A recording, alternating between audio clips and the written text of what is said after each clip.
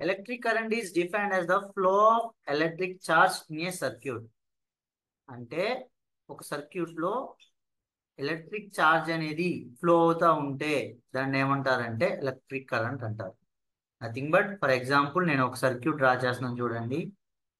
This is the current source. అంటే current source ని ఇలా రిప్రజెంట్ చేస్తారు. సో నేను ఒక ల్యాంప్ ని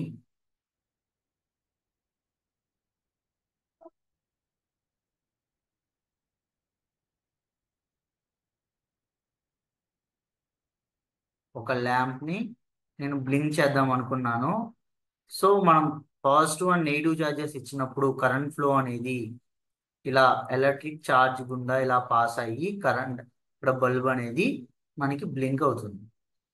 సో ఇలా ఎలక్ట్రిక్ ఛార్జ్ అనేది ఫ్లో అవుతుంది కదా. సో ఈ ఫ్లో ఆఫ్ ఎలక్ట్రిక్ ఛార్జ్ ని మనం ఏమంటామంటే ఎలక్ట్రిక్ కరెంట్ అని అంటాం. ఓకే, అర్థమవుతుందమ్మా చెప్పేది? Yes sir. Yes sir. Circuit లో ఒక ఎలక్ట్రిక్ ఛార్జ్ అనేది ఫ్లో అవుతుంది. సో ఆ ఫ్లో అనేది ఎలా అయినా అవ్వచ్చు, పాజిటివ్ నెగిటివ్ అవ్వచ్చు, నెగిటివ్ టు పాజిటివ్ అవ్వచ్చు. సో సర్క్యూట్ నుండి పాస్ అవుతే ఆ ఫ్లో ఆఫ్ ఎలక్ట్రిక్ ఛార్జ్ ని మనం ఏమంటామంటే ఎలక్ట్రిక్ కరెంట్ అంటారు. ఓకే, కరెంట్ ని ఎలా మెజర్ చేస్తామంటే కరెంట్ ని యాంపియర్స్. ఓకే, యాంపియర్స్ లో మెజర్ చేస్తారు. ఏ సో యాంపియర్స్ ని మనం యాంప్స్ అని కూడా అంటారు. ఏఎంపిఎస్ యాంప్స్ అని కూడా అంటారు current. Okay, so it represents the rate at which the charged particles. ఇది ఈ యాంపియర్స్ అనే వర్డ్ అనేది ఏం రిప్రజెంట్ చేస్తుందంటే charged particles rate of percentage ని ఇది ఇండికేట్ చేస్తుంది, రిప్రజెంట్ చేస్తుంది. ఓకే, సో మెయిన్గా ఎందుకు యూజ్ చేస్తున్నాము ఎలక్ట్రిక్ కరెంట్ అనేది. ఎలక్ట్రిక్ కరెంట్ ఎలా ఫ్లో ఆఫ్ ఎలక్ట్రిక్ ఛార్జ్ ని ఎలక్ట్రిక్ కరెంట్ అంటారు. సో ఆ ఎలక్ట్రిక్ కరెంట్ ని ఎలా మెజర్ చేస్తామంటే యాంపియర్స్ ను మెజర్ చేస్తాం. So it represents the rate at which the charged particles. ఈ యాంపియర్స్ ని ఎందుకు యూజ్ చేస్తున్నామంటే ఈ యాంపియర్స్ అనేది రిప్రజెంట్ చేస్తుంది దేన్ని, చార్జ్డ్ పార్టికల్స్ రేట్ ఎంత ఉన్నాయి, ఎన్ని కౌంట్స్ అనేవి ఉన్నాయో ఇది రిప్రజెంట్ చేస్తుంది. Usually electrons travels a given point in an electric circuit per unit of time. అంటే ఒక యూనిట్ టైంలో 1 యూనిట్ టైంలో మనకి charged particles CP charged particles ఎన్నైతే ఫ్లో అయ్యాయో మనం by using the amperes units ని యూజ్ చేసి మనం ఏం చేస్తామంటే రిప్రజెంట్ చేస్తాం electric current.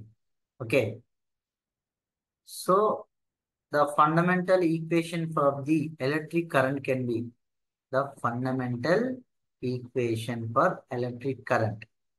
The fundamental equation for electric current can be expressed as I equal to Q by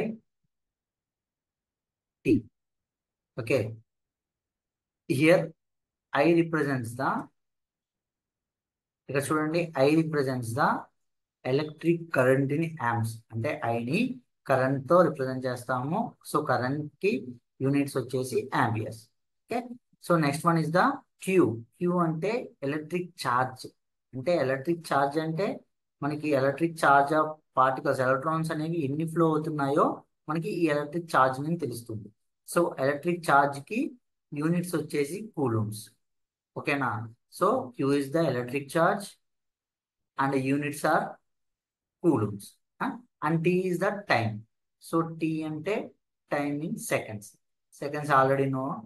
Already you are know the units of time seconds. For which the charge flows. Ante charge అనేది flows అవుతూ ఉంటుంది కాబట్టి ఆ flow charges ని మనం ఇలా represent చేస్తాము. Okay, the formula is I equal to Q by T. This is the formula. So ఇక్కడ చూడండి ఇది ఏం సింబల్ అమ్మా, ఇది కనబడేది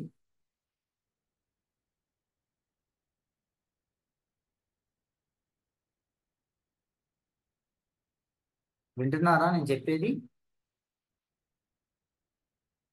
సో ఇది ఏం సింబల్, ఇది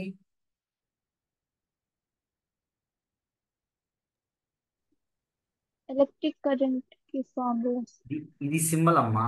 ఇది ఎలా ఉంది, ట్రయాంగులర్ షేప్ లో ఉంది. సో ఈ I equal to Q by T ఫార్ములాని మనం ఎలా గుర్తుంచుకోవచ్చు అంటే ఈ ఫార్ములాలో గుర్తుంచుకోవచ్చు.